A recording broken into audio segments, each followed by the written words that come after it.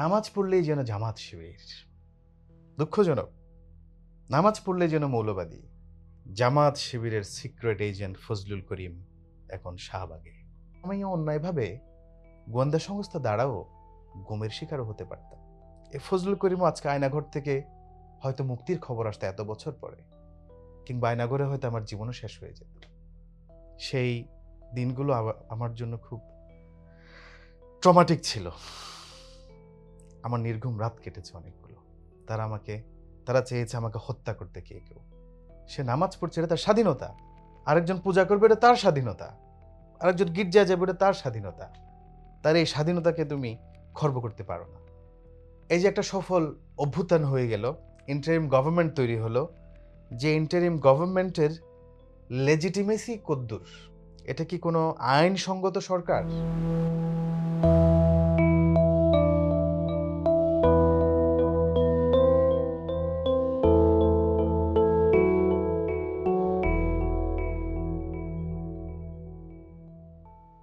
সবাইকে very welcome to Bangladesh dialogue. এই Bangladesh dialogue প্ল্যাটফর্মে আমরা কথা বলবো আমাদের বাংলাদেশের অতীত, ভবিষ্যৎ, বর্তমান, বিশেষ করে ভবিষ্যৎ।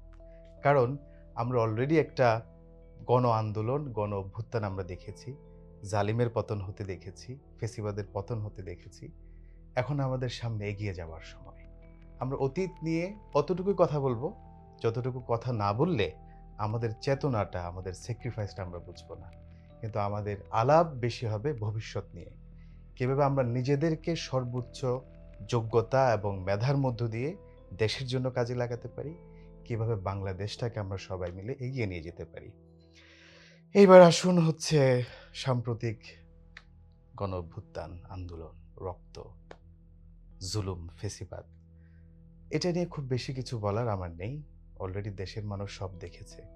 দেশের মানুষ দেখেছে কিভাবে নিরস্ত্র ছাত্রদের উপর সশস্ত্র বাহিনী, ফেসিবাদের লেলিয়ে দেয়া বাহিনী গুলি করেছে। আফসোস, শুধুমাত্র যারা রাস্তায় আন্দোলন করেছে, সরকারের পতন চেয়েছে, কোটার সংস্কার চেয়েছে, তাদেরকে না। আজকে দেখলাম একটা ছাত্রী, সে ঘরের মধ্যে ছিল, হেলিকপ্টার থেকে গুলি এসে তার পায়ে ভেদ করেছে। সে ছাত্রীটি আজকে পঙ্গুপ্রায়। সে পরীক্ষা 7টা দিয়েছে, বাকিটা দিতে পারেনি। তার মা, সে কান্না করে বলছে একটা পরীক্ষা দেওয়ার ব্যবস্থা যেন করা। এইটুকু চাওয়া। কি করব আমরা? আবু সাইদকে আমরা দেখেছি, সে তার বিশ্বাস ছিল যে আমার দেশেরই তো আর্মি, আমার দেশেরই তো পুলিশ, আমার দেশের মানুষ, আমাকে কি সত্যি সত্যি গুলি করবে? আমার হাতে তো কোনো অস্ত্র নাই। সে বুক চিতিয়ে দিল, একবার গুলি করলো। তার বিশ্বাস হলো না যে এটাকে আসলে গুলি ছিল। সে আবার দাঁড়িয়ে গেল, আবার গুলি করলো, আবার গুলি করলো, আবার গুলি করলো। ঢলে পড়লো রাস্তায়। আমরা আবু সাইদকে হারিয়েছি। কিন্তু আবু সাইদকে হারিয়ে আমরা একটা দেশ পেয়েছি। মুগ্ধকে হারিয়ে আমরা একটা দেশ পেয়েছি। আমরা শত শত শহীদের মধ্য দিয়ে আরেকটা স্বাধীন দেশ আমরা পেয়েছি। যে স্বাধীন দেশকে আমাদের গুরুজনরা বলছে এটা দ্বিতীয় স্বাধীনতা। এখন এই দ্বিতীয় স্বাধীনতার যুগে আমার ভূমিকা কি ছিল? আমি বাই প্রফেশন একজন ডেভেলপমেন্ট ওয়ার্কার। আমি কাজ করি একটা ইন্টারন্যাশনাল এনজিওতে। সো আমরা এনজিও সেক্টরে যারা কাজ করি, আমাদের নর্ম হচ্ছে নিউট্রালিটি এবং ইন্ডিপেন্ডেন্স ধরে রাখা, আমাদের ওপিনিয়ন ডেভেলপমেন্ট, ওপিনিয়ন শেয়ারের ভেতরে এবং আমাদের প্রফেশনাল কাজে। কিন্তু এরপরেও যখন আমরা দেখতে পাচ্ছি এই ছাত্রগুলো তো সরকার পতনের আন্দোলনে আসেনি, তারা শুধু চেয়েছে মেধার যেন কদর হয়, তারা শুধু চেয়েছে বৈষম্যের যেন শিকার না হয়। তারা তো খালেদা জিয়াকে, জামাতকে ক্ষমতায় আনার জন্য আন্দোলন করেনি। সুতরাং এটা কোনো পার্টিজান মুভমেন্ট ছিল না, এটা ছিল সব মানুষের জন্য মুভমেন্ট। যখন আমরা দেখলাম ছাত্ররা জীবন দিয়ে দিচ্ছে, পুলিশে হুমকি দিচ্ছে, ছাত্র লীগে হুমকি দিচ্ছে, তারা ঘরে ফিরে যাচ্ছে না। আমরা এক বোনকে দেখেছি যে পেছনে ফিরে যাওয়ার আর সুযোগ নেই, পেছনে তো পুলিশ, সামনে স্বাধীনতা। আমরা আর ঘরে থাকতে পারিনি, ঘরে থাকা সম্ভব না। ঘরে যে থাকবে তার ভেতরে রক্ত আছে কিনা, তার ভিতরে বিন্দুমাত্র বিবেক আছে কিনা প্রশ্ন করতে হবে।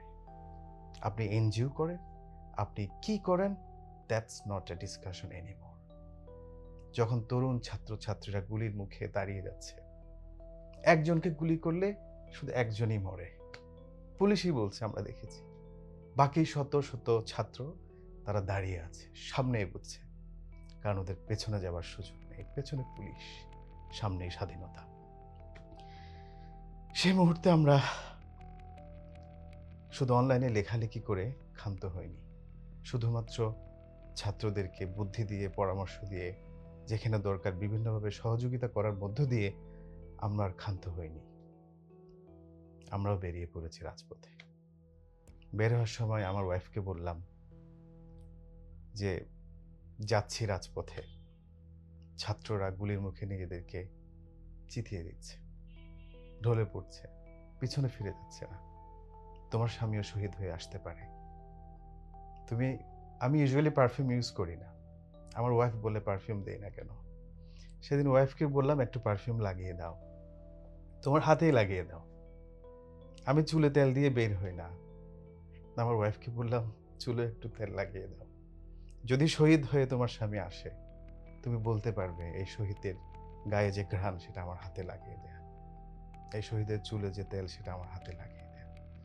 আমাদের মতো বুড়ো যারা এখন ছাত্র না, খুব বেশি বুড়ো না হলেও 40-এর কোটা মানে তো জীবন শেষের পথে, খুব সম্ভবত অর্ধেক রাস্তা পার হয়ে চলে আসছি, যদি স্বাভাবিক মৃত্যু হয়। তারও আমরা বেরিয়ে পড়েছিলাম। আমি যখন নিউ মার্কেট মোড়ে ছাত্রদের সাথে যুক্ত হই, সাথে আমার কয়েকজন আইনজীবী বন্ধু ছিল, আমরা যাওয়ার পথে আমি কোর্ট বিল্ডিংয়ে যাই, আইনজীবী বন্ধুদের সাথে নিয়েই বলি যে আর চেম্বার করার সময় নেই, ছাত্রদের পাশে দাঁড়াতে হবে। মানুষ চাইলেই শহীদ হতে পারে না, যুদ্ধ করলেই শহীদ হয় না। আমার ওয়াইফ খুব সাহসী, সমাজ সচেতন, রাজনীতি সচেতন, সে আমাকে বাধা দেয়নি বের হয়ে আসার জন্য।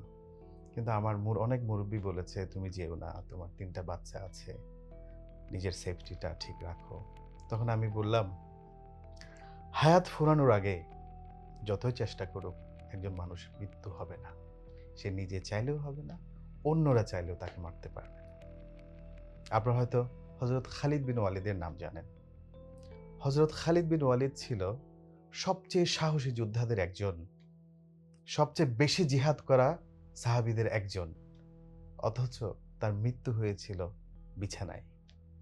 সেটা আফসোস করে বলেছিল যে কেউ যদি চাইলেই শহীদ হতে পারত, তাহলে খালিদ বিন ওয়ালিদই শহীদ হতো।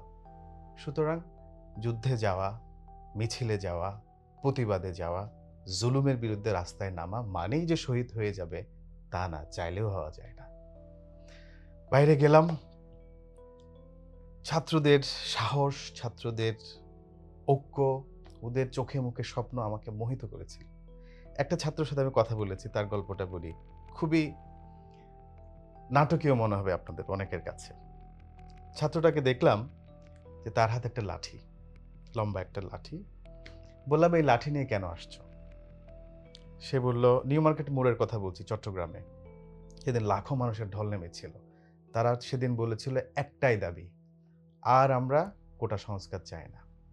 কোটা সংস্কারই যদি তোমরা মেনে নিতা, এতগুলো ছাত্রকে মারলে কেন? এখন দাবি একটাই, ফেসিবাদের পতন, হাসিনার পতন। তো আমি বললাম তোমার হাতে লাঠি কেন? সে বলল ছাত্রলীগ পেলে মারব। আমি বললাম ছাত্রলীগ পেলেই কেন মারবে? সব ছাত্রলীগ কি খারাপ? সবাই কি তোমাদের উপর আঘাত করছে? তখন সে বলল, ভাইয়া কিছু মনে করবেন না, it's a shame, it's a shame যে আমি একসময় ছাত্রলীগ করতাম। আমি তখন অন্যদেরকে পিটিয়েছি, সেখান থেকে আমি ফিরে এসেছি। আমি জানি ছাত্রলীগ কত জঘন্য, ছাত্রলীগ পেলে আমি পিঠাবো। তখন আমি তাকে বুঝিয়েছি আমার যেটা বোঝানো দরকার একজন আইনের ছাত্র হিসেবে, একজন সুশীল সমাজের মানুষ হিসেবে, যে তুমি যতক্ষণ পর্যন্ত আঘাতপ্রাপ্ত হবে না, তোমার শত্রু পক্ষের কাকেও ততক্ষণ তুমি আঘাত করতে পারো না, আত্মরক্ষার জন্য আঘাত করতে পারো। এমনকি সে যদি দোষীও প্রমাণিত হয়, তার শাস্তি নিশ্চিত করবে বিচার বিভাগের মধ্য দিয়ে। এমনকি তার অপরাধ যদি প্রমাণিতও হয়, যতটুকু অপরাধ শাস্তি ততটুকু হবে, শাস্তি বেশিও দেয়া যাবে না। সো কাউকে আঘাত করা, কারোর ক্ষতি করা একবার করার আগে হাজারবার ভাবতে হবে। হাউএভার এই সাহস, এই তারুণ্য হয়তো রেডি ছিল না আমার এই সুশীল মার্কা কথা শোনার জন্য। কিন্তু ওই যে এনজিওতে কাজ করি, 10 বছর হয়ে গেল, আইনের ছাত্র, সেই আইন, সেই সুশীলতা তো ভেতরে থেকে গেছে, রাজপথে গিয়েও থেকে গেছে। যাই হোক, সেদিনের অভিজ্ঞতারা অনেক। আমি অনেক ছাত্রছাত্রীর সাথে কথা বলেছি। একজন টোকাইয়ের সাথে কথা বললাম, তার পায়ে দেখলাম ব্যান্ডেজ, হাতে লাঠি। বললাম, তোমার পায়ে কি হয়েছে আর লাঠি কেন? বলছে, পুলিশ দেখলে পিটাবো। পুলিশ দেখলে কেন পিটাবে? বলছে, পুলিশ আমার পা ভেঙে দিয়েছে 4 দিন আগে। সে পা ভেঙে দেওয়া অবস্থায় হাসপাতালে নিয়ে গেছে ছাত্ররা, চিকিৎসা করে ব্যান্ডেজ করে সে যখন আবার একটু হাঁটা শুরু করলো, সে আবার মিছিলে চলে আসছে। সো এই যে আন্দোলনটা হলো, আমি এই জন্য টোকাই এবং ছাত্র দুজনের কথাটাই আমার অভিজ্ঞতা থেকে বললাম যে এই আন্দোলনটা শুধু ছাত্রদের না, ছাত্র জনতার আন্দোলন। এই আন্দোলন বৈষম্যের বিরুদ্ধে আন্দোলন। আমরা যেন ভবিষ্যৎ বাংলাদেশে একজন ছাত্র, একজন টোকাই, একজন ভূমিহীন মানুষ, একজন রিকশাওয়ালা, একজন সিএনজি ড্রাইভার, কারো মধ্যে যেন তার অধিকারের বেলায় আমরা বৈষম্য না করি। সে বৈষম্যমুক্ত বাংলাদেশ যেন বাস্তবে আমরা দেখতে পাই, ইনশাআল্লাহ। আরেকটা খুব ইন্টারেস্টিং ঘটনা ঘটে গিয়েছিল। 5 তারিখ যেদিন শেখ হাসিনা ভারত চলে গেল, সেই দিন 11টার দিকে সকালে, সেদিন তো চট্টগ্রামে কোনো কর্মসূচি ছিল না আন্দোলনের, আমি অফিস করছি। আমার অফিসে ইন্টেরিয়রে কাজ করেছে একজন কার্পেন্টার। সে আমাকে মামা ডাকতো, আমার ভাগিনার বন্ধু। আমার ভাগিনা একজন আর্কিটেক্ট, সেও আন্দোলনে যেত। ওই আন্দোলনে ওই কার্পেন্টারের সাথে আমার আর্কিটেক্ট ভাগিনার দেখা। সে সূত্রে কার্পেন্টারও আমাকে মামা ডাকে। হঠাৎ দেখলাম 11টার দিকে কার্পেন্টার ছেলেটা আমার অফিসে দৌড়ে এসে ঢুকলো, সাথে 2টা ইয়াং ছেলে, লম্বা লম্বা চুল, বোঝা যাচ্ছে অনেকদিন শেভ করেনি। অনেকটা পলাতক পলাতক মনে হলো। আমি বুঝতে পারছিলাম না যে ছাত্রলীগ আসলো না কে আসলো, কিভাবে আমি রেসপন্স করব। তখন কার্পেন্টার ছেলেটা যেহেতু আমার অফিসে কয়েকদিন কাজ করেছে, সে বুঝতে পেরেছে মামা হয়তো আন্দোলনের পক্ষের মানুষ, আমাদেরকে শেল্টার দেবে। তখন বলল যে, মামা, আমার এই 2 বন্ধু, এরা ছাত্র দল করে, এদেরকে আওয়ামী লীগের একজন নেতার নাম বলল যে তার গুন্ডারা অস্ত্র নিয়ে তাড়া করছে, একটু আশ্রয় দেন আমাদের। বসো বসো বসো, পানি টানি খাওয়া অফার করলাম। পরে ওদের একজন বলল যে, মামা, আমরা তো হেরে যাচ্ছি। 5 তারিখ 11টার দিকের ঘটনা, সকাল। আমরা তো হেরে যাচ্ছি, ওরা অস্ত্র নিয়ে আসছে, আমরা খালি হাতে। অস্ত্রের সাথে আমরা খালি হাতে কিভাবে পেরে উঠব? তখন আমি বললাম, দেখো, তোমাদের হাতে যদি অস্ত্র থাকতো তাহলে আজকে গৃহযুদ্ধ হতো, এটাকে আর গণ আন্দোলন বলা যেত না। তোমরা নিরস্ত্র অবস্থায় জীবন বাজি রেখে সাহসের সাথে এই অস্ত্রওয়ালা মানুষদেরকে মোকাবেলা করছো, সেজন্যই যদি এর মধ্য দিয়ে বিজয় আসে, সেটা হবে গণ অভ্যুত্থান, সেটা হবে বিপ্লব। তখন বললো যে, মামা, এটা কোনোভাবেই সম্ভব? ওরা যেহেতু একটা নির্দিষ্ট দলের চিন্তা চেতনার মধ্য দিয়ে বেড়ে ওঠা, ওদের হয়তো চিন্তার লিমিটেশন আছে। আমি তাদেরকে বললাম, দেখো, মানব ইতিহাসে যেসব বিপ্লব সফল হয়েছে, অভ্যুত্থান আন্দোলন সফল হয়েছে, সেখানে সশস্ত্র রাষ্ট্রীয় বাহিনীর বিরুদ্ধে নিরস্ত্র মানুষের যে বিজয়ের গল্পগুলো আছে, সেখানে 2টা জিনিস কমন। এই 2টা জিনিস তোমাদের আন্দোলনের মধ্যে। তুমি হয়তো ছাত্রদল করছো, আমি তো মিছিলে অনেকের সাথে কথা বলেছি, ম্যাক্সিমাম এখানে ছাত্রদের শিবির করা মানুষ না। ওরা সেই বিপ্লবের ইতিহাস জানে। গল্পটা কি? 2টা জিনিস লাগে সশস্ত্র বাহিনীর সাথে লড়াই করে নিরস্ত্র মানুষের জয় আনার জন্য। এই 2টাই তোমাদের এখানে আন্দোলনে আছে। 1, সশস্ত্র মানুষগুলোকে, আর্মি পুলিশকে নাম্বার দিয়ে হারিয়ে দেওয়া, আউট নাম্বার করে ফেলা। যদি সশস্ত্র পুলিশ হয় একজন, তার বিপরীতে নিরস্ত্র প্রতিবাদী বিপ্লবী সাহসী মানুষ হচ্ছে 1000 জন। তার ওই একটা বন্দুক, একটা পিস্তলের গুলি শেষ হয়ে যাবে, কিন্তু বীর ছাত্র জনতা প্রতিবাদী মানুষ শেষ হবে না। ফলে কি হবে? তার গুলি শেষ যখন হয়ে গেল 4-5 জনকে মারার পরে, বাকি যে 95-96 জন আছে, তারা তাকে গিলে খেয়ে ফেলবে। ঠিক যেভাবে একটা ছাত্রী বলেছিল, ভিডিওতে বারবার আসছিল, কয়েকদিন আগেও দেখলাম, সে বলছিল যে একটা মেধা যদি ঝরে 10টা কোটা গিলে খাবো। গিলে খাবো তো গিলে খাবো। গিলে তো আর মানুষ খাওয়া যায় না। এর মানে হচ্ছে ওটা আমরা কাউকে ছাড়বো না। এই পুলিশে ওইটা জেনেছে যে একজনের বিনিময়ে ওরা 10 জন খেতে না পারুক, ওরা 10 জনে মিলে একজনকে খেয়ে ফেলবে। তাহলে ওদেরকে আউট নাম্বার করে ফেলা, যেটা সফলভাবেই এই ছাত্র জনতার আন্দোলন করেছিল। সেকেন্ড কন্ডিশন যেটা থাকলে সফল হয় একটা নিরস্ত্র বিপ্লব, সেটা হচ্ছে এই যে আউট নাম্বার করে ফেললো হাজার হাজার মানুষ, সশস্ত্র মানুষগুলোকে, এই মানুষগুলো যদি যারা হাজারে হাজারে, তারা যদি হয় বোকা, তারা যদি হয় নির্বুদ্ধি সম্পন্ন, তারা যদি হয় ভীরু কাপুরুষ, তাহলে তো হবে না। একটা ককটেল ফুটালো আর হাজার লোক পালিয়ে গেল, তাহলে এই অভ্যুত্থান সফল হবে না।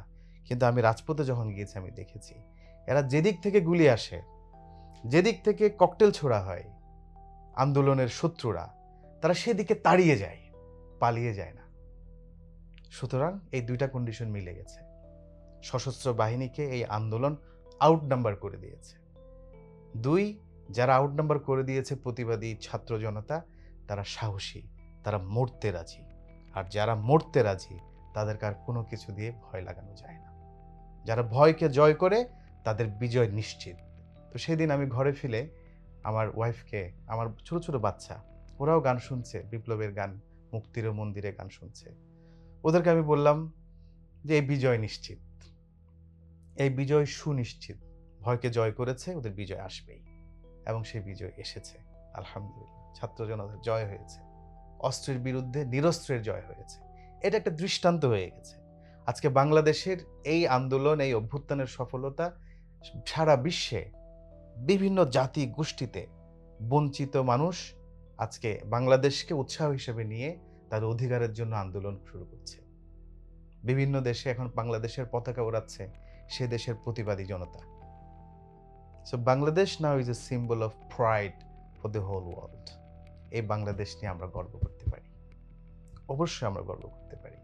আমি যখন, মনে আছে, আমি 2012 সালে যখন আমি ইংল্যান্ড থেকে দেশে ফেরার সিদ্ধান্ত নিলাম, তখন আমার যারা খুব শুভাকাঙ্ক্ষী ব্রিটিশ বাংলাদেশি মুরব্বীরা, তারা বললো যে Fazlu, you are doing such a wonderful, তুমি ভালো ক্যারিয়ার তোমার লন্ডনে, তুমি একটা টিভি চ্যানেলে ভালো একটা রোল প্লে করছো, প্রডিউসার ছিলাম, হেড অফ ডিপার্টমেন্ট হলাম, কমিউনিটিতে ভালো অ্যাপ্রিসিয়েশন আছে, রিকগনিশন আছে, কালচারাল ওয়ার্ক করি, সোশ্যাল ওয়ার্ক করি, তুমি এই সব ছেড়ে কেন দেশে চলে যাচ্ছ?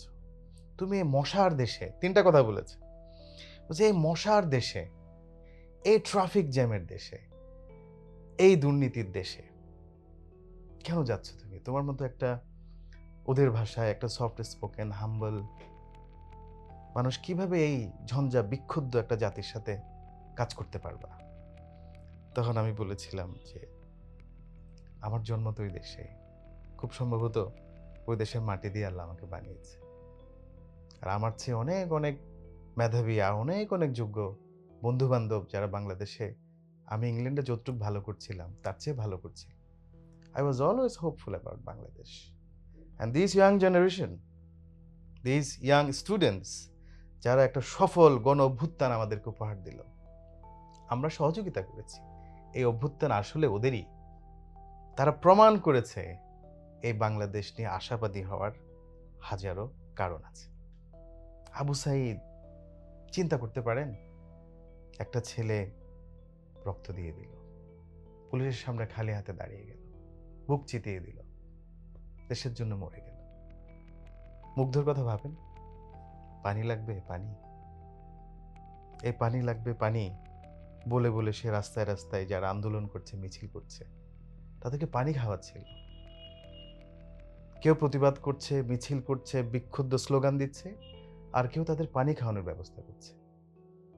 এই জাতি সফল না হয়ে কোথায় যাবে? আজকে দেখুন, মাত্র কয়েকদিন হলো ফেসিবাদের পতন হয়েছে, ইন্টারিম গভর্নমেন্ট এসেছে, ছাত্র জনতার কথার মূল্যায়ন হচ্ছে, বৈষম্য অনেকটা দূর হচ্ছে। আমরা দেখতে পাচ্ছি এখন অফিসগুলোতে টাকার জন্য ফাইল আটকে থাকছে না, দুর্নীতি বন্ধ হচ্ছে, আমরা দেখতে পাচ্ছি চোখের সামনে। আমরা আশা করবো এটা যেন সাস্টেইন করে। তাহলে এই যে বাংলাদেশ, আমরা আশা দেখেছিলাম, আশাবাদী ছিলাম, সেই আশার প্রমাণ আজকে আমরা পেয়েছি, থ্যাঙ্কস টু দি স্টুডেন্টস। এবং তাদের সাথেই আমরা সবাই মিলে বাংলাদেশকে এগিয়ে নিয়ে যাব। আমি কিছুদিন আগে লিখেছিলাম যে ছাত্র জনতার মধ্য থেকে রাজনীতি এবং ইন্টারিম গভর্নমেন্টকে নিয়ন্ত্রণ করার মতো, ভবিষ্যৎ বাংলাদেশে ভূমিকা রাখার মতো ছাত্র জনতার পক্ষ থেকে রাজনৈতিক দল হওয়া উচিত মনে করি। তখন বেশ কয়েকজন আমার বন্ধু-বান্ধব সমালোচনা করেছিল যে, ভাই ছাত্রদেরকে রাজনীতিতে টানিয়েন না। আমি বললাম যে, ছাত্ররা এখন যা করে দেখালো, আপনারা যারা রাজনীতি করেন, বিএনপি, জামাত, বিভিন্ন দল, আপনারা রাজনীতি করতে ফ্যাসিবাদের পতন ঘটাতে পারেননি। এই ছাত্রদের রাজনীতিটাই তো সফল হলো। ওদেরকে আপনি রাজনীতি করবেন না বলছেন? যা করিয়ে দেখালো তা কি? ছেলে খেলা, চকলেট খাওয়াইছে আপনাদেরকে? তারা তো রাজনীতিটাই করলো ভাই। তাদের রাজনীতিটাই তো বরং সঠিক ছিল। তখন যখন উপদেষ্টা পরিষদ গঠন হলো, তা আমাকে বলছে, হ্যাঁ দেখছেন তো এবার ২ জনকে উপদেষ্টা বানিয়ে দিছে। কোনো দরকার ছিল? আমি বললাম, এই ২ জনই আসল উপদেষ্টা, বাকি সব অপশনাল। সুতরাং আমরা তারুণ্যকে অবহেলা করব না, অবজ্ঞা করব না। আমরা দেখতে পাচ্ছি তারুণ্য আমাদের জয় এনে দিয়েছে এবং প্রফেসর ইউনূস এই তারুণ্যকে মূল্যায়ন করছে, যতটুক বুঝতে পারছি। তো এই তারুণ্যের এই মূল্যায়ন, ছাত্র জনতার আন্দোলনের যে ভ্যালিউস, যে ডিমান্ড, যে চেতনা, এটা মূল্যায়ন হয়ে একটা বৈষম্যমুক্ত, মেধাভিত্তিক, দুর্নীতিমুক্ত বাংলাদেশ আগামীর দিনে গড়ে উঠবে বলে আমার দৃঢ় বিশ্বাস। ছাত্র জনতার এই যে সফল আন্দোলন, অভ্যুত্থান আমরা দেখলাম, এর সবচেয়ে মজার বিষয় যেটা লেগেছে, খুব সুন্দর, দেখতে সুন্দর লেগেছে, সেটা হচ্ছে এখানে বাংলা মিডিয়ামের ছাত্র ছিল, সরকারি বিশ্ববিদ্যালয়ের ছাত্র ছিল, ইংলিশ মিডিয়ামের ছাত্র ছিল, প্রাইভেট ইউনিভার্সিটির ছাত্র ছিল, মাদ্রাসার ছাত্র ছিল, আলিয়া মাদ্রাসার ছিল, কওমি মাদ্রাসার ছিল।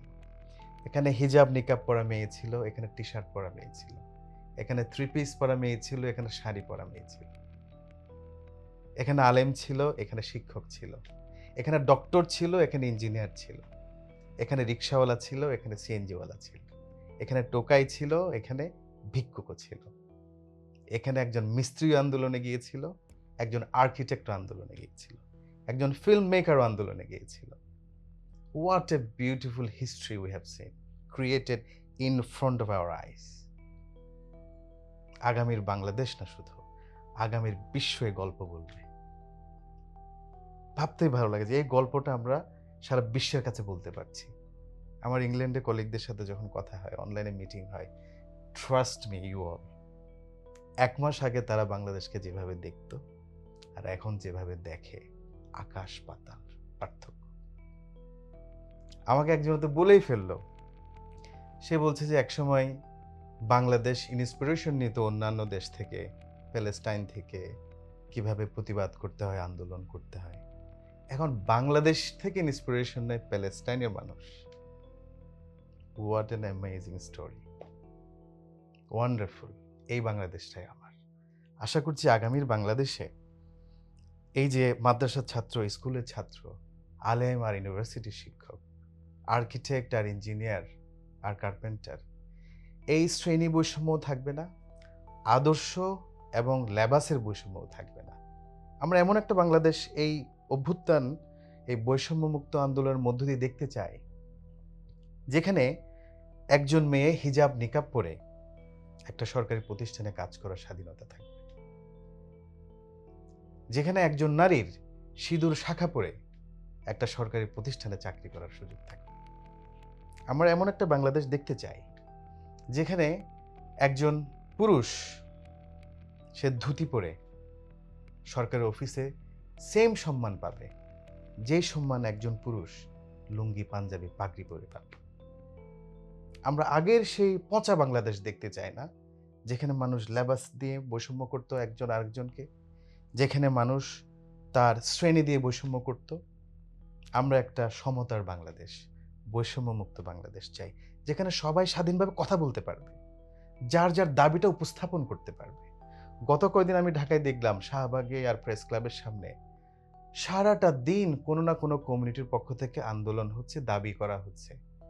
এই মানুষগুলো জানে ওদের সব দাবি ডক্টর ইউনূসের সরকার এই মুহূর্তে মানতে পারবে না। আমি কথা বলেছি। কিন্তু ওরা তারপরেও কেন আসছে? শুধু এইটুকু জানান দেওয়ার জন্য গত ১৭টা বছর, ১৫টা বছর আমাদের কথা কেউ শোনেনি। আমরা কথাটা বলতে পারছি এখন। এই যে স্বাধীনতা, এই যে বলতে পারার আনন্দ, এই আনন্দটা মানুষ নিতে চায়। এবং এই বাকস্বাধীনতা যেন মানুষের সারা জীবন থাকে। যে বাকস্বাধীনতা আমি দেখেছিলাম ইংল্যান্ডে, সেই ২০১২তে যখন আমি দেশে ফিরি তার আগে, এবং আবার দেখছি বাংলাদেশে গত কয়দিন ধরে। ইংল্যান্ডে যখন আমার মতো একজন মাইনরিটি, একজন মুসলমান, একজন চট্টগ্রাম থেকে যাওয়া লন্ডনের একটা প্রতিষ্ঠান, যে প্রতিষ্ঠানের মালিক একজন ব্রিটিশ বাংলাদেশি, ওখানকার বড় হওয়া মিলিয়নিয়ার, তার প্রতিষ্ঠানে যখন আমি কাজ করেছি, আমি শুরু করেছিলাম, এর আগে তো অন্যান্য প্রতিষ্ঠানে কাজ করেছি যেখানে ইহুদি মালিক ছিল আমার একটা কোম্পানির, ফ্রেঞ্চ খ্রিস্টান মালিক ছিল আর একটা কোম্পানির, যাদের ইংল্যান্ডের শাখায় আমি সেলসে কাজ করেছি। বিভিন্ন প্রতিষ্ঠানে কাজের পরে আমার সর্বশেষ দুটো কাজের একটা হলো চ্যানেল এস টেলিভিশনে আমার কাজ। সেই কাজেও আমি বৈষম্যের শিকার হইনি মালিক পক্ষ দ্বারা। আমি সেখানে স্বাধীনভাবে আমার ক্রিয়েটিভিটি, আমার মেধা, আমার যোগ্যতা আমি কাজে লাগাতে পেরেছি। কেউ আমাকে পেছন থেকে টেনে ধরার চেষ্টা করলেও সফল হয়নি। যখন আমি বাংলাদেশে আসি ২০১২ সালের অক্টোবরে, বাংলাদেশে এসেছিলাম বুক ভরা স্বপ্ন নিয়ে যে আমি বাংলাদেশে ফিল্ম মেকিংয়ে বাংলাদেশকে এগিয়ে নিয়ে যেতে চাই। আমি ফিল্ম মেক করতে চাই, এমন ফিল্মস যে ফিল্মগুলোর মধ্য দিয়ে বাংলাদেশের ইমেজ সারা বিশ্বে উজ্জ্বল হবে, যে ফিল্ম দেখার মধ্য দিয়ে বাংলাদেশের মানুষ, তরুণ সঠিক ইতিহাস জানতে পারবে। সঠিক ইতিহাস অনেক কিছু আমি জানতাম না। যখন আমি অনেক কষ্ট করে রিসার্চ করে জানতে হলো, তখন আমি ভাবলাম যে এই ইতিহাস তো এত কষ্ট করে জানার দরকার নেই মানুষের। এই ইতিহাস তো মানুষের খুব সহজে যেন জানতে পারে, সেরকম ফিল্ম থাকা দরকার, সেরকম বই থাকা দরকার, সেরকম আলাপ আলোচনা মানুষ মুক্ত মনে বলতে পারা দরকার।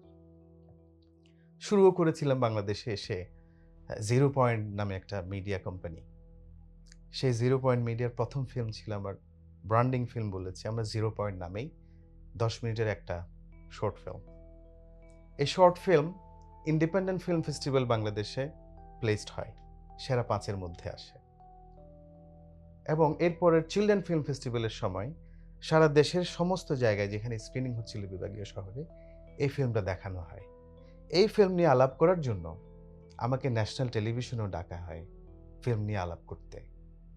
চিলড্রেন ফিল্ম ফেস্টিভ্যাল যখন হয় তখন আমাকে স্টেজে আহ্বান করা হয়, কারণ আমি আমার কোম্পানি থেকে বলেছিলাম চিলড্রেন ফিল্ম ফেস্টিভ্যালে যে চ্যাম্পিয়ন হবে কম্পিটিশনে, যে ইয়াং ফিল্ম মেকার, তার নেক্সট ফিল্মের আমি প্রোডাকশন সাপোর্ট দেব। ফলে অল্প সময়ে দেশে আসার ৩-৬ মাসের মধ্যে আমি ন্যাশনাল টিভিতে আমার অবস্থান করে নিয়েছি, ফিল্ম ফেস্টিভ্যালের স্টেজে আমার অবস্থান করে নিয়েছি। আমি ইন্ডিপেন্ডেন্ট ফিল্ম মেকিংয়ে কন্ট্রিবিউশন করছি।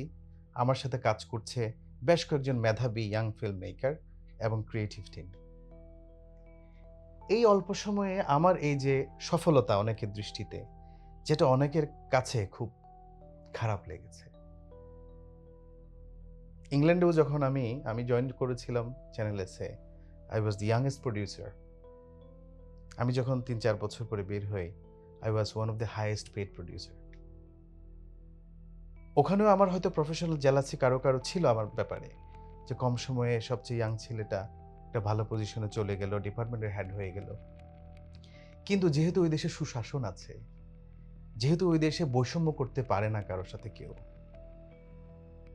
আমাকে পিছনে টেনে ধরতে পারেনি। আমার ব্যাপারে কথা ছিল যে এই ছেলে মিডিয়ায় কাজ করে, কবিতা আবৃত্তি করে, থিয়েটার করত, ফিল্ম মেকিং করে, সে আবার নামাজ পড়ে কেন? এই প্রশ্নটা উঠেছে। নামাজ পড়লেই যেন জামাত শিবির, দুঃখজনক। নামাজ পড়লেই যেন মৌলবাদী, এইরকম চিন্তা কারো কারো মাথায় আছে। আমি যখন থিয়েটার করতাম আর্ট স্কুলে, সেখানেও আমি শুনেছি, যখন আমি নামাজের সময় হলে বিরতিতে নামাজ পড়তাম এক পাশে গিয়ে, ওর সাথে কোলাবোরেশনে কাজ করে, সেখানেও কেউ নাকি আমাকে নিয়ে বলেছিল যে ফজলু মনে হয় মৌলবাদী চিন্তার মানুষ। আমি জানি ওখানে খুব কম সংখ্যক মানুষ এরকম বৈষম্যমূলক, এরকম নোংরা, এরকম হীন চিন্তা করে। মেজরিটি আমার কলিগস যারা ছিল, ফ্রেন্ডস যারা ছিল, থিয়েটারে, সাহিত্যে, চ্যানেল এসে তারা আমাকে সাপোর্ট করেছে। তারা এই কথাগুলো আমার কানে তড়িৎ গতিতে আসতেও দেয়নি। তারা বলেছে, ফজলুকে নিয়ে এসব কথা বলো না, এগুলো অন্যায়। মানুষকে তার মেধা, তার যোগ্যতা দিয়ে বিচার করতে হয়। সে নামাজ পড়ছে, এটা তার স্বাধীনতা। আরেকজন পূজা করবে, এটা তার স্বাধীনতা। আরেকজন গির্জায় যাবে, এটা তার স্বাধীনতা। তার এই স্বাধীনতাকে তুমি খর্ব করতে পারো না, সেটা যেখানে হোক। সেটা কোনো টেলিভিশন চ্যানেল হোক, সেটা কোনো নাটকের মঞ্চ হোক। সো আমার বিরুদ্ধে এই যে গুটি কয়েক মানুষের প্রফেশনাল জেলাসি এবং আদর্শিক জায়গা থেকে আমাকে নোংরাভাবে মোকাবেলা করার চেষ্টা করেছে, সে মানুষগুলো ইংল্যান্ডে সফল হয়নি। গুটি কয়েক মানুষ, মেজরিটি মানুষ, আমি যারা আমাকে সাপোর্ট দিয়েছে, অন্যায়ের প্রতিবাদ করেছে, যারা হয়তো সবাই আমার মতো নামাজি ছিল না, আমিও 100% খুব আল্লাহওয়ালা ছিলাম তা না, কিন্তু আমার মা বাবার কাছ থেকে পাওয়া শিক্ষা, আমার সমাজ থেকে পাওয়া শিক্ষা, আমার কোরআন হাদিস থেকে পাওয়া শিক্ষা, চেষ্টা করেছি নামাজটা ঠিকমতো পড়ার, সবসময় পারিও নি। কিন্তু এইটুকুর কারণে আমাকে জামাত শিবির বলবে? এতটা হীন কেমন একজন মানুষ হয়? তাও তারা মিডিয়ার জগতে, থিয়েটারের জগতে, সাংস্কৃতিক জগতের মানুষ। আমার সাহিত্য জগতে লন্ডনে ভাই, উনি একটা টেলিভিশনে খবর পড়তেন, একজন professional high skill migrant Bangladeshi in UK, একজন সাইকোলজিস্ট। উনি আমাকে কিছুদিন আগে বলল, ফজলু, তোমাকে তো অমুক জায়গায় যখন থিয়েটার করছো, ভালো করছো, তোমার ব্যাপারে একজন বলেছিল ছেলেটা মনে হয় মৌলবাদী। বলছে আমরা প্রোটেস্ট করেছিলাম যে এসব বলবে না। সে থিয়েটারের অ্যাক্টিংটা ঠিক মতো করছে কিনা, ডিসিপ্লিনটা ঠিক মতো মেনটেন করছে কিনা, ওইটা নিয়ে কথা বলো, তার নামাজ নিয়ে কথা বলো না। বলছে এগুলো তোমার কানে আমরা দেইনি। কিছুদিন আগে উনি দেশে আসলো, তখন আমাকে জানান। এনিওয়ে, কামিং ব্যাক টু বাংলাদেশে এসে যে ফিল্ম মেকিং শুরু করলাম, 0 পয়েন্ট মিডিয়া কোম্পানি করলাম, 0 পয়েন্ট ফিল্ম করলাম, ওয়েল অ্যাপ্রিসিয়েটেড হলো, অনেক জায়গায় স্ক্রিনিং হলো, টেলিভিশনে গেলাম। বাংলাদেশে সেই হীন মানুষগুলো যারা মনে করে নামাজ পড়লে জামাত শিবির, কিংবা যারা কারো সফলতা সহ্য করতে না পারলে হিংসা থেকে একজনকে জামাত শিবির ট্যাগ দিয়ে নিচে টেনে নামাতে চায়, সেই মানুষগুলো আমি বাংলাদেশে আসার পরে আমাকে নিয়ে লেগেছিল। সেই দিনগুলো আমার জন্য খুব ট্রমাটিক ছিল। আমার নির্ঘুম রাত কেটেছে অনেকগুলো। তারা চেয়েছে আমাকে হত্যা করতে, কেউ তারা কেউ চেয়েছে আমি যেন বাংলাদেশে সফল হতে না পারি, আমি যেন আবার ইংল্যান্ডে ফিরে যাই। তারা চেয়েছিল আমাকে শেষ করে দিতে। তাদের সহ্য হয়নি যে বাংলাদেশে আসলো একটা ইয়াং ছেলে, সে অল্প দিনের মধ্যে টেলিভিশন স্ক্রিনে যাচ্ছে, অল্প দিনের মধ্যে চিলড্রেন ফিল্ম ফেস্টিভ্যালের স্টেজে সে গেস্ট হিসেবে উঠছে, যেখানে অন্যান্য গেস্ট হচ্ছে জাফর ইকবাল স্যারের মতো মানুষ, মুর্শিদুল ইসলাম স্যারের মতো মানুষ, মুস্তাফা মনোয়ার স্যারের মতো মানুষ। তারা সবাই আমার কাছে শিক্ষক তুল্য, গুরু তুল্য।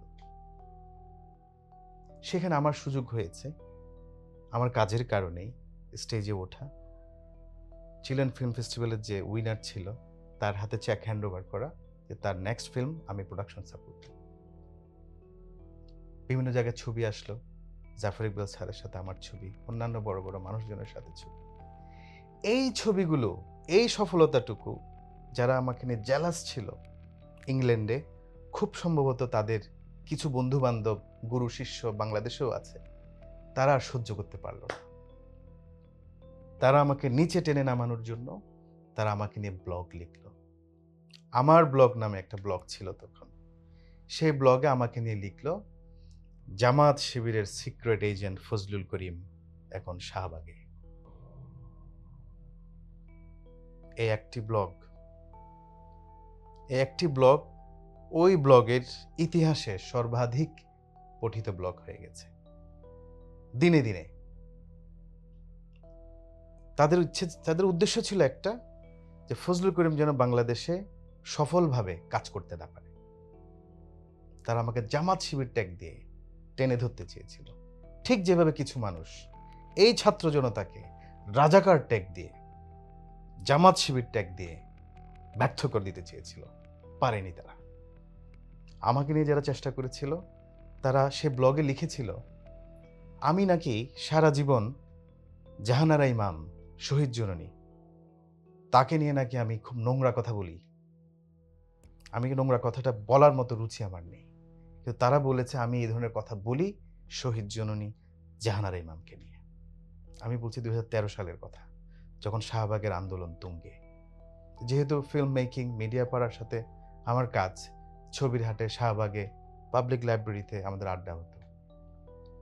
তারা ওই আর্টিকেলে, ওই ব্লগে আমার একটা ছবি দিল ক্যামেরা কাঁধে, বলল যে দেখো সেই ফজলুল করিম এখন শাহবাগে, সে হচ্ছে জামাত শিবিরের সিক্রেট এজেন্ট, তার ব্যাপারে সাবধান। এবং আরো অনেক নোংরা নোংরা আমাকে নিয়ে ওখানে লিখলো ভিত্তিহীনভাবে।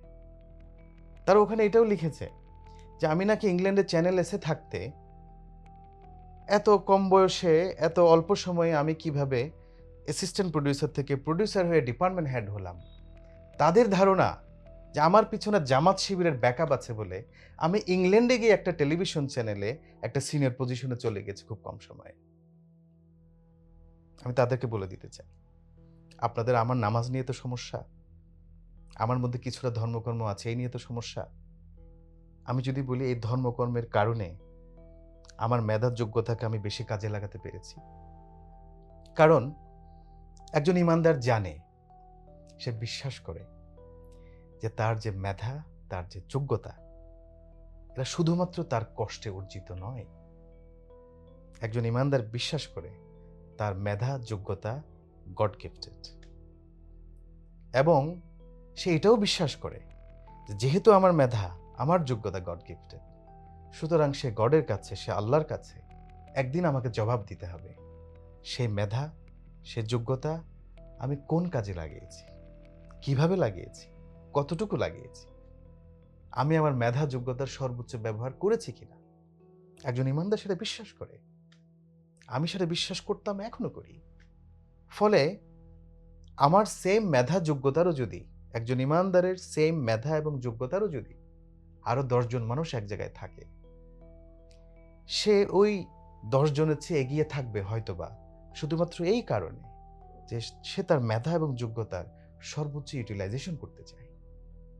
কারণ আল্লাহ জিজ্ঞেস করবে মানুষকে অনেকগুলো প্রশ্নের মধ্যে, কিয়ামতের দিন একটা প্রশ্ন হচ্ছে এরকম অনেকটা, যে তোমাকে আমি যা দিয়েছি তা কোন কাজে লাগিয়েছো। সো মানুষের মেধা, যোগ্যতা, আল্লাহ যে রিজিক মানুষকে দেন তার মধ্যে অন্যতম। শুধুমাত্র টাকায় রিজিক না, আপনার যোগ্যতা, আপনার মেধা সবকিছু রিজিক। এই রিজিকের ব্যাপারে আল্লাহর কাছে পাই পাই জবাব দিতে হবে, এবং এই জবাবদিহিতাকে যে মানুষ ভয় করবে সে নিশ্চয় সচেতনভাবে নিজের জীবন পরিচালনা করবে।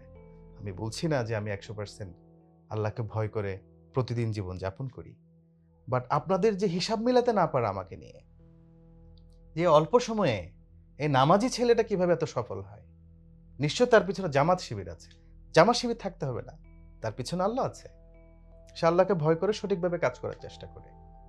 সো আমি এখন যে আমরা বাংলাদেশ আমরা পেয়েছি, যে বাংলাদেশ বৈষম্য মুক্ত, যে বাংলাদেশে মানুষ মুক্তভাবে, স্বাধীনভাবে তার চিন্তা, তার মেধা, তার যোগ্যতার কাজে লাগাতে পারবে, সে বাংলাদেশের যারা interim government or future governments, আমি তাদেরকে এইটুকু বলবো যে আপনারা তরুণ মেধাবী মানুষগুলোকে টাকা পয়সা দিয়ে সহযোগিতা করা লাগবে।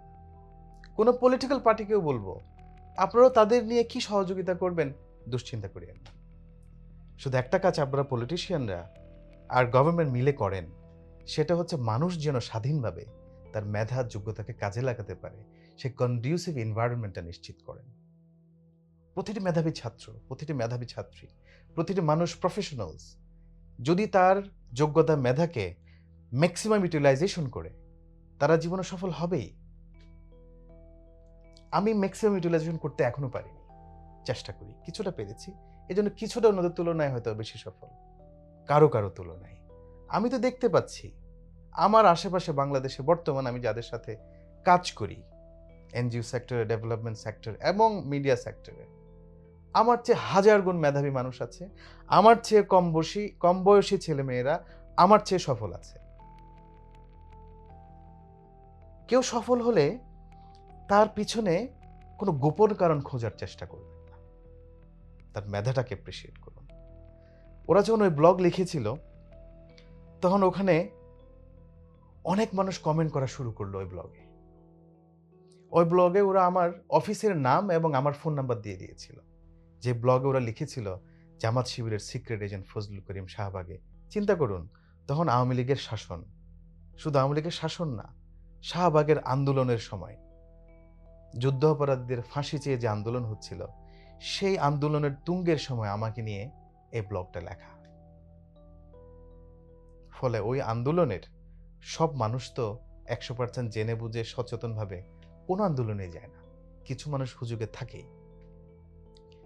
আমাকে ওই আন্দোলনে যারা সচেতনভাবে আদর্শিকভাবে বুঝে শুনে আন্দোলনে যুক্ত ছিল, তাদের মধ্যে অন্যতম দুজন আমার খুব কাছের ছোট ভাই এবং ছোট বোনের মতো, সুব্রত শুভ এবং ফরিং ক্যামেলিয়া নামে দুজন। ওরা দুজনও বন্ধু ছিল। আমরা একসাথে কিছু ডকুমেন্টারি মেকিং কাজও করেছিলাম ইংল্যান্ডে একটা ক্লায়েন্টের জন্য, আমার প্রথম ডকুমেন্টারি বাংলাদেশে করা। তারা আমাকে লিঙ্কটা দিল যে ফজলু ভাই, আপনি তো ব্লগিং এর মানুষ না, ফিল্ম মেকিং মিডিয়া নিয়ে থাকেন, এই ব্লগে আপনাকে নিয়ে দেখেন কি ভয়ঙ্কর কথাবার্তা হয়েছে, আপনার বক্তব্য কি? আমি বললাম, আমার বক্তব্য কি নতুন করে বলবো? আমার সাথে কাজ করছে এত মাস হয়ে গেল, তোমরা তো আমাকে চেনো। বললো যে ভাই আপনার প্রতিবাদটা দেন। তো আমি তাদেরকে বললাম যে প্রতিবাদ আমি দেব না, ওখানে তোমরা প্রতিবাদ করো, I am not a blogger. আমি অভিমান করেছি যে আমি এই মানুষগুলো ইয়াং ক্রিয়েটিভ, তাদের মধ্যে কেউ নাস্তিক, কেউ ধার্মিক, সবাইকে সাথে করে আমি টিম করে কাজ করছি। আমার সাথে যেমন young creative person Hasan Al Banna ছিল, সে একজন ভালো film maker. Young creative person Sayed Raihan ছিল। এরা দুজনই এক একজন এক এক লেভেলের ধার্মিক ইমানদার মানুষ। ঠিক সেরকম সুব্রত শুভ আমার সাথে ছিল, যে নাস্তিকতার আদর্শ ধারণ করে, জেনে বুঝে সচেতনভাবে সুন্দরভাবেই করে, ধর্মবিদ্বেষ, অন্য ধর্মের প্রতি ঘৃণা নিয়ে করেন। ফরিং ক্যামেলিয়া, যে সচেতনভাবে ব্লগিং মুক্ত মনে লেখা লিখত। বিভিন্ন ধরনের মানুষকে সাথে নিয়ে আমি চলছিলাম। তাদেরকে বললাম তোমরাই লিখো। এই যে আমাকে নিয়ে অভিযোগ করলো আমি শহীদ জননীকে গালি দিয়েছি, আরো লিখেছে আমি নাকি তারেক মাসুদের মৃত্যুর পরে আনন্দ প্রকাশ করে লিখেছি যে তার পতন হলো। স্পেসিফিক আমাকে নিয়ে নোংরা নোংরা মিথ্যা কথা ওরা লিখেছে। আমি তাদেরকে বললাম তোমরা জিজ্ঞেস করো, এই যে লিখেছেন ফজলু ভাইয়ের বিরুদ্ধে এই কথাগুলো, তার প্রেফারেন্স দেন, তার রেফারেন্স দেন, প্রমাণ দেন। তখন তারা প্রমাণ চাওয়া শুরু করলো। বলে স্ক্রিনশট আছে, ফজলু ভাই কোথায় বলেছে, কোথায় লিখেছে, কোন পয়েন্টে, কয় তারিখ, কোন জায়গায়। তখন ব্লগটা যে লিখেছিল আমার বিরুদ্ধে, মিথ্যাবাদী ব্লগার, সে আর কোনো অ্যান্সার দিতে পারেনি। হাউএভার সচেতন মহলে এটা স্পষ্ট হয়েছে যে এটা হয়তো প্রফেশনাল জেলাসি থেকে কেউ একজন লিখেছে, যারা অল্প সময়ে আমার এত সফলতা তাদের দৃষ্টিতে তারা সহ্য করতে পারছিল না। তাদের একটাই উপায় ছিল যে তাকে জামাত শিবির ট্যাগ দিয়ে নিচে টেনে আনো, তাহলে হয়তো তারা উপরে ওঠার সুযোগ পাবে। হাউএভার ব্লগে সবাই সচেতন লেখক ছিল না। অনেক হুজুগে পাঠকও ছিল, লেখকও ছিল, কেউ কেউ হুজুগে। তাদের মধ্যে কেউ কেউ হয়তো ছাত্রলীগের গুন্ডাও ছিল। সরি টু সে, ছাত্রলীগে আমারও অনেক বন্ধু বান্ধব ছিল ছাত্র আমলে। তাদের মধ্যে অনেক আদর্শবান শান্তিপ্রিয় মানুষ আমি দেখেছি। এখন আমার যোগাযোগ আছে ছাত্রলীগ করা বন্ধুর সাথে। পিসফুল আদর্শিক দ্বিমত তারা করতে জানে, উইদাউট পার্সোনালি অ্যাটাকিং এনিওয়ান। কিন্তু অনেক হুজুগে মানুষ অনলাইন অফলাইনে আছে, যারা মানুষের সাথে বুদ্ধি দিয়ে, তর্ক দিয়ে দ্বিমত করে শান্ত থাকতে পারে না। তারা বুদ্ধির পরিবর্তে, বুদ্ধিকে মোকাবেলা করার জন্য তারা রাগ, ক্ষোভ এবং মারমুখ হয়ে ওঠে। সেই অল্প বুদ্ধির নিকৃষ্ট মানুষগুলো, সে ব্লগে অনেকে কমেন্ট করেছে আমার নাম ধরে, যে তাকে যেখানে পাবো সেখানে ভরে দেব, আমাকে মেরে ফেলার হুমকি দিয়েছে। সেই ব্লগ যিনি লিখেছেন, জেলাসি করে হোক, শত্রুতা করে হোক, সে ওখানে আমার ফোন নাম্বারও দিয়ে দিয়েছিল। আমাকে অনেকে ফোন করে থ্রেট করছে, আবার অনেকে ফোন করে আমার প্রতি সমর্থনও জানাচ্ছে। খুব সম্ভব তারা সরকার বিরোধী মানুষজন। এর মধ্যে একজনে বলল, ফজলু ভাই আপনাকে তো ওরা অ্যাটাক করবে, আপনার ঠিকানা সব দিয়ে দিয়েছে, মোবাইল নাম্বার ট্র্যাক করে অ্যাটাক করতে পারে, আপনি তাড়াতাড়ি মোবাইল অফ করে দেন, আপনি তাড়াতাড়ি বাসা পাল্টে দেন। আপনি নতুন বাসায় গিয়ে আশ্রয় নেন গোপনে কোথাও। আমি বললাম, কেন? ওরা যা লিখেছে তা কি সত্যি? তা যদি সত্যি না হয়, তাহলে একটা মিথ্যার উপর ভিত্তি করে মানুষ আমাকে আক্রমণ করা পর্যন্ত আসবে? বলেছে গোয়েন্দা বিভাগ আপনার মোবাইল রেকর্ডিং করতে পারে। বলছি গোয়েন্দা বিভাগ মোবাইল রেকর্ডিং না, গোয়েন্দা বিভাগের সবাইকে আমি স্বাগতম জানাই, আসুন সাক্ষাৎ করি। আমার লুকোনোর কিছু নাই। এই মিথ্যার বিরুদ্ধে আমি একাই যথেষ্ট কথা বলার জন্য। এই কথাগুলো যে মিথ্যা, এটা আমার প্রমাণ করার কোনো দরকার নেই। এই কথাগুলো যে সত্য নয়, এই কথাগুলো যে সত্য, এটা যে প্রমাণ করতে পারেনি লেখক, এটাই প্রমাণ করে এই কথাগুলো মিথ্যা। সুতরাং আমাকে যারা ফোন করেছে গোয়েন্দা সংস্থা থেকে, বিভিন্ন জায়গা থেকে, আমি সবাইকে বলেছি ওয়েলকাম, আসেন, কথা বলেন, প্রশ্ন করেন, উত্তর পাবেন। আমি ঘর ছেড়েও পালাইনি, মোবাইলও বন্ধ করিনি। কারণ আমি যদি মোবাইল বন্ধ করি, আমি যদি ঘর ছেড়ে পালাই, তার মানে হচ্ছে কথাগুলো সত্য। আমি ছাত্রলীগের গুন্ডাদের ভয় পাই, আমি গোয়েন্দা সংস্থাকে ভয় পাই। কেন ভয় পাবো? আমার মধ্যে এই সাহস সততা ছিল বলে হয়তো আমি পলাতক হয়ে যাইনি। কিন্তু এই অবস্থায় খুব স্বাভাবিক ছিল আমি হয়তো দেশ ছেড়ে আবার ইংল্যান্ডে চলে যেতে পারতাম। কিংবা যদি এখানে কোনো অভিযোগ হালকা যদি মিথ্যা হতো, অথবা আমার পক্ষ হয়ে যদি সুব্রত শুভ কিংবা ফরিন ক্যামিলিয়ার মতো ভালো ভালো লেখকরা প্রতিবাদ না করত, তাহলে হয়তো এটা যে মিথ্যা ব্লগ, অভিযোগগুলো যে মিথ্যা, ওটাও প্রমাণিত হতো না। ফলে আমি অন্যায়ভাবে গোয়েন্দা সংস্থা দ্বারাও গুমের শিকারও হতে পারতাম। এই ফজলুল করিমও আজকে আয়নাঘর থেকে হয়তো মুক্তির খবর আসতো এত বছর পরে, কিংবা আয়নাঘরে হয়তো আমার জীবনও শেষ হয়ে যেত। এসবগুলো ঝুঁকি আমার মাথায় ছিল। কিন্তু ওই যে কারণে আমাকে সবাই জেলাসি করতো, কেউ কেউ নামাজি, ইমানদার, আবার কেমনে ফিল্ম মেকিং করে, আবার কেমনে থিয়েটার করে, হয়তো সেই ইমানের কারণেই আমি ভয় পাইনি। কারণ আমি জানি এই ঘটনাগুলো মিথ্যা। আমি জানি আমি সৎ ছিলাম, দেশপ্রেমিক ছিলাম, দেশের জন্য কাজ করছি সর্বোচ্চ মেধা যোগ্যতা নিয়ে। আমি জানি হায়াত ফুরানোর 1 সেকেন্ড আগেও কেউ মরবে না, কাউকে কেউ মারতে পারবে না।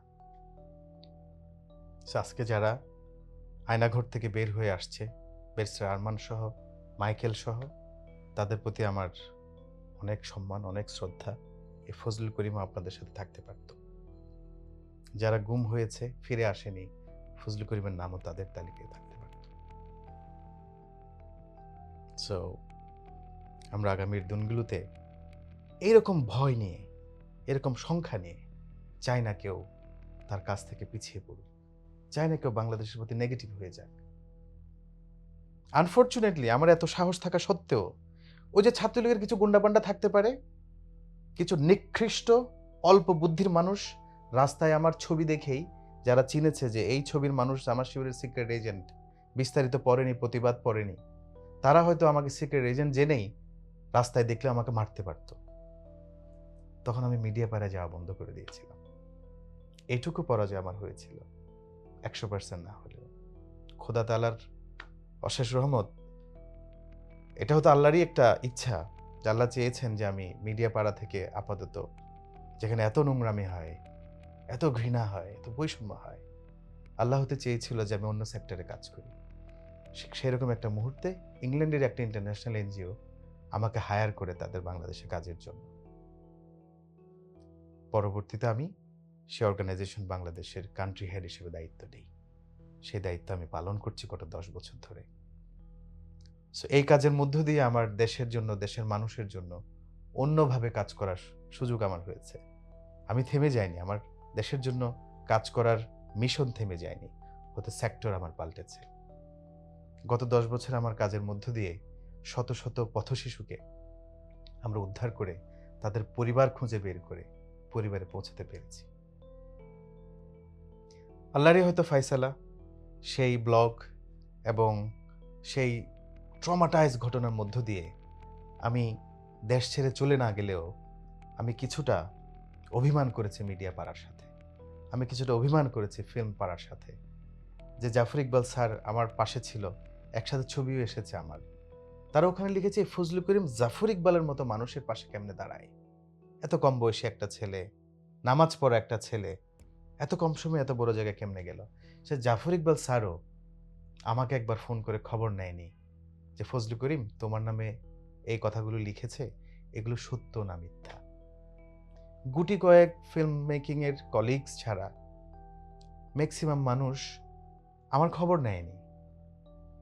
ম্যাক্সিমাম মানুষ হয়তো এটাকে সত্যই ধরে নিয়েছিল।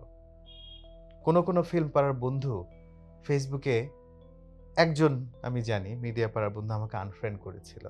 সে জানতো এগুলো মিথ্যা।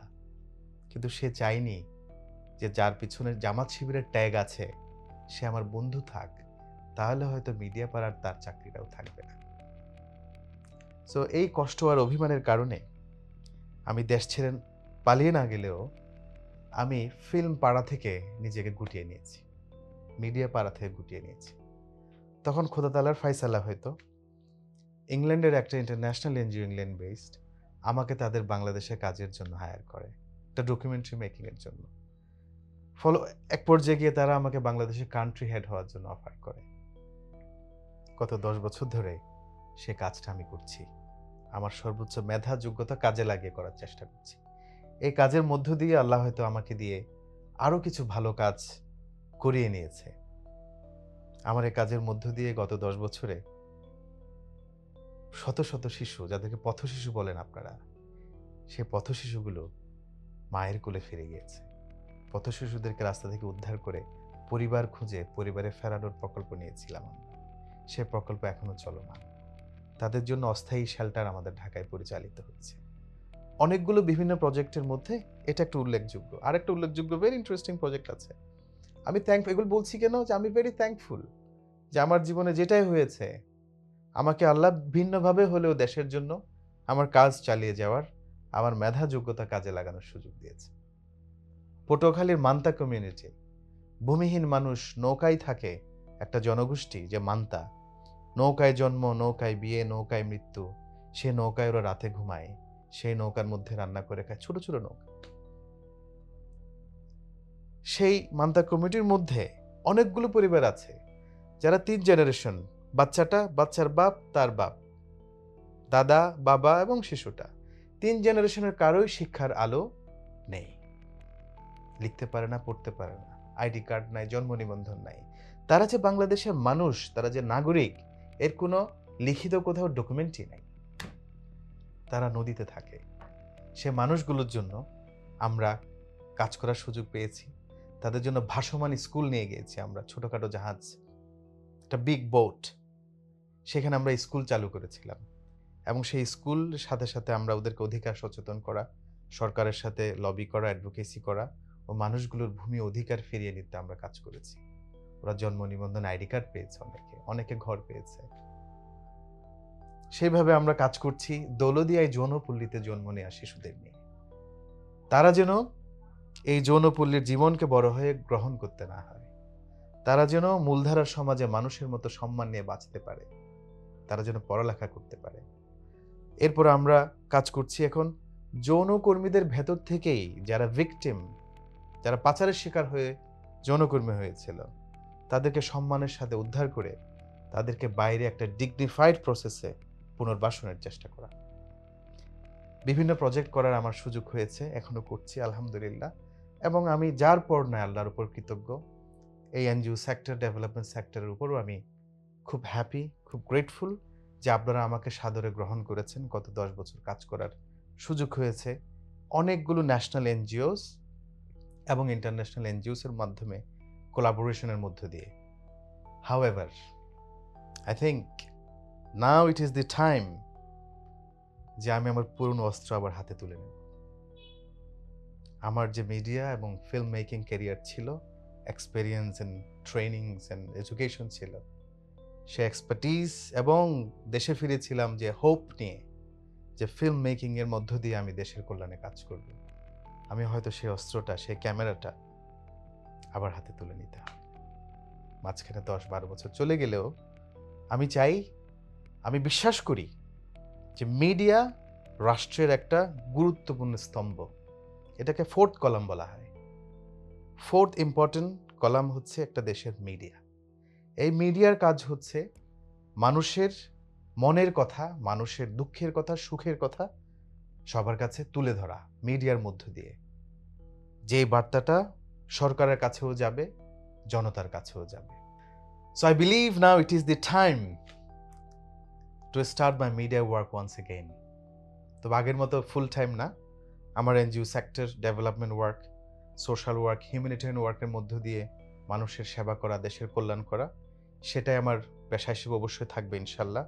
আমার খুব ভালোবাসার একটা কাজ, গত 10 বছরের স্বপ্নের কাজ। অনেক এক্সপিরিয়েন্স হয়েছে, অনেক কিছু শিখেছি, অনেক কিছু করার চেষ্টা করেছি, এটা ছাড়তে চাই না। বাট মিডিয়া হচ্ছে একটা রাষ্ট্রের জন্য খুব ইম্পর্টেন্ট আরেকটা পিলার, এটাকে বলা হয় fourth column of a nation. সে মিডিয়ার মধ্য দিয়ে বাংলাদেশের মানুষের দুঃখ কষ্টের কথা, স্বপ্নের কথা, আশার কথা, ভবিষ্যতের কথা সারা পৃথিবীর কাছে জানান দেয়া, এটা একটা উত্তম পন্থা, খুব শক্তিশালী একটা পন্থা।